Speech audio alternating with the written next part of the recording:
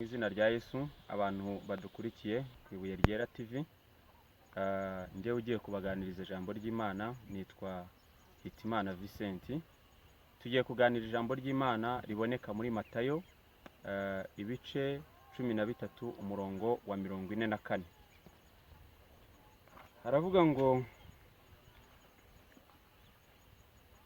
ngo ubwami bwo mu ijuru bugereranywa n'izahabu zahishwe mu murima, umuntu azigwaho arazitwikira aragenda, umunezero umutera kugura ibyo yari atunze byose ngo abone kugura uwo murima. Kandi ubwami bwo mu ijuru bugereranywa n'umutunzi ushaka imaragarita nziza, abonye imaragarita imwe y'igiciro cyinshi aragenda agura ibyo yari atunze byose ngo abone kuyigura. Mwakira ijambo ry'Imana.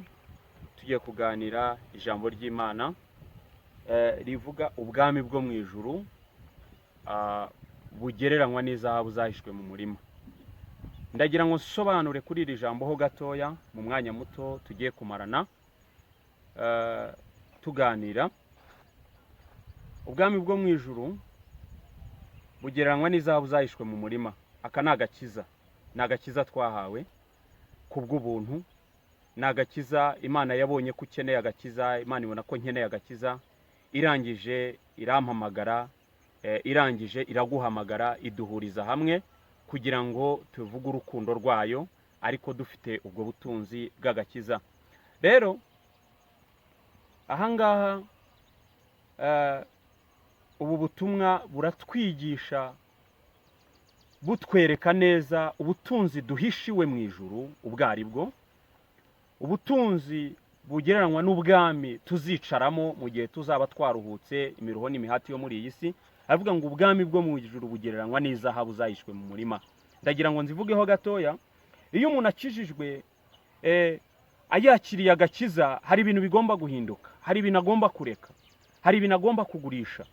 Iyo umuntu akijijwe ahindutse, avuye mu isi yinjiye mu by'umwuka, hari ibintu agomba kureka. Umuntu ukijijwe rero hari ibintu bimuranga. Icyambere ngo yabonye izahabu zihishe mu murima, ngo umunezero umutera kugurisha ibyo yari atunze byose. Umunezero umutera gufata ibyo yari afite byose kugira ngo abigurishe, abone ibiguzi bigenda bikarangura wa murima yabonyemo izahabu.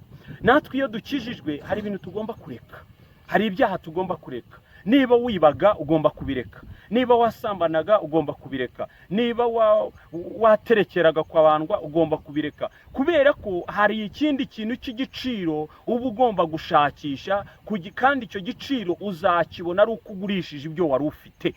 Ibyo wari ufite rero ni bibi, ibyo wari ufite ni ibyaha, ibyo wagenderagamo ni ibyaha ugomba kugurisha kugira ngo ubone ibiguzi bigura cya kindi cy'agaciro wabonye. Ntabwo ushobora gukizwa, ntabwo ushobora kwakira agakiza ugikora ibyaha, ntabwo ushobora kwakira agakiza ugisambara, ntabwo ushobora kwakira agakiza ugiterekera ukibandwa, ntabwo ushobora kwakira agakiza ukiraguza ugipfakamira izindi mana, ntabwo ushobora kwakira agakiza ukiri igisambo ngo nuva gusenga ujye kwiba, ngo nuva mu nzu y'Imana ujye kwiba. Ibyo ngibyo ntabwo ari byo. Noneho ikindi cya kabiri kigaragara ku bantu bakiriye agakiza ni uko hari abantu babanga.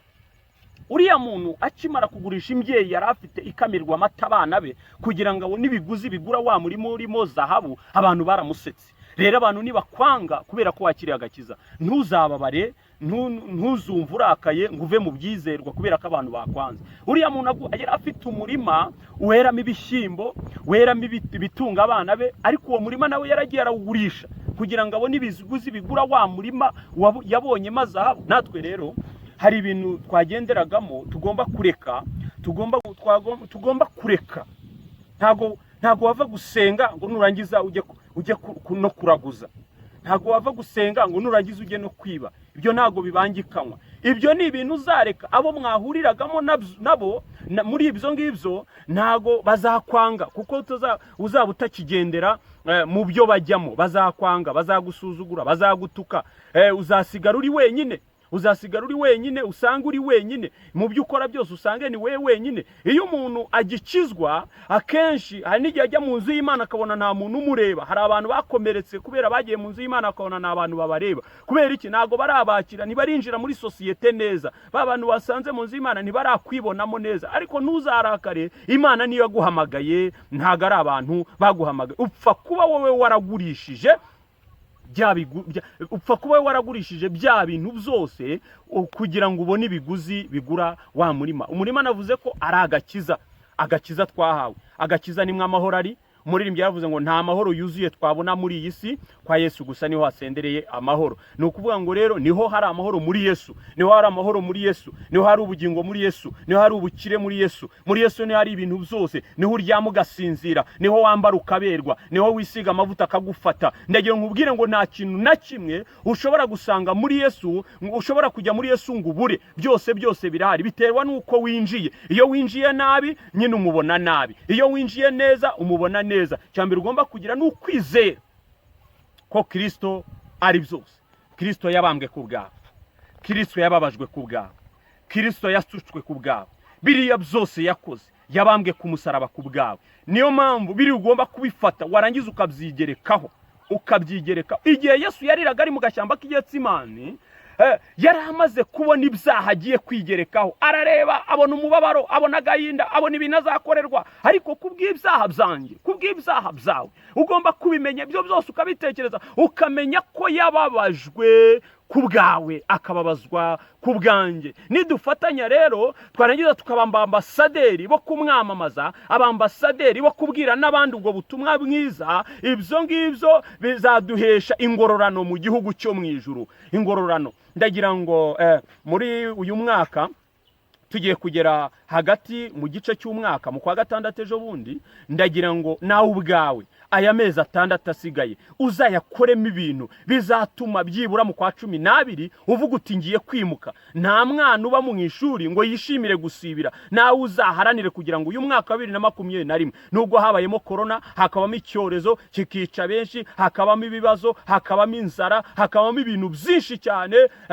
byatumye abantu bahomba, byatumye abantu bahura n'ibizazane. Ariko ibyo ngibyo byirengagiza, umenye ko Yesu akiri mu kazi, akiri kugukorera imirimo n'ibitangaza. Narangiza aya mezi 6 asigaye kugira ngo umwaka ushire, atazatuma usibira mu buryo bw'umwuka, ngo usibire mu buryo bw'umwuka, uzimuke. Nawe uzaharanire kwimuka.